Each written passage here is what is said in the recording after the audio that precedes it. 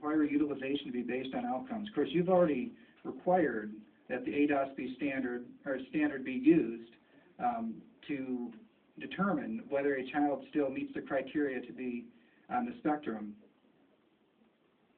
up to every 3 years. This says do it every 6 months. That shows a remarkable disregard or a remarkable misunderstanding for what autism is, how labor-intensive treatment is, and how fast results occur.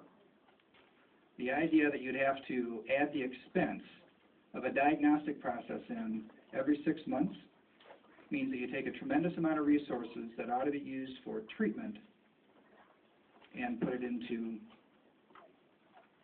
testing after testing after testing.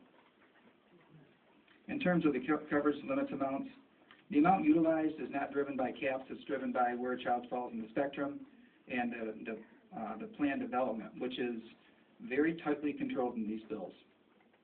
I think this would be a model for the rest of the state in terms of how diagnosis is reached and how treatment plans are developed and who can deliver the treatment.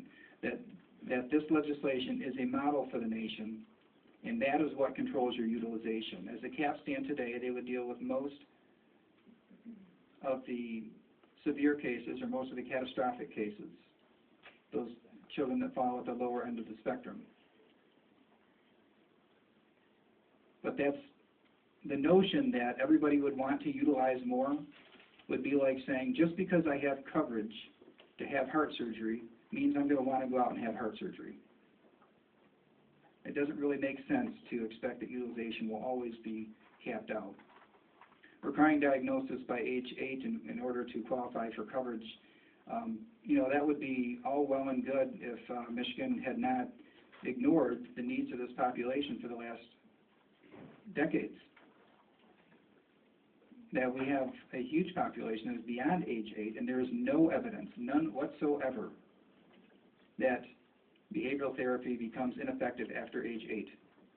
Like anything else, we know that it is especially effective at younger ages, but there is no evidence that it is not effective after age 8. In fact, there are numerous examples of comprehensive studies that prove just the opposite, and not a single one that I have ever seen that suggests the opposite.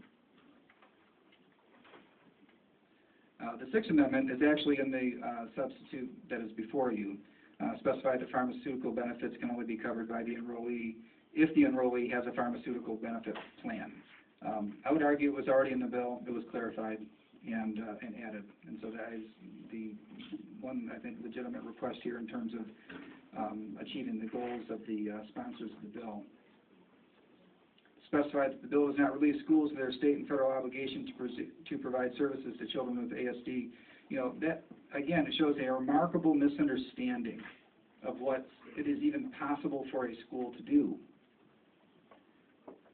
I believe this amendment is more about trying to have a court argument to say that schools have to deliver medical treatment as opposed to making sure that schools deliver education services to kids with autism.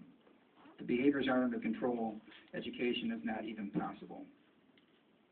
And by the way, autism is not a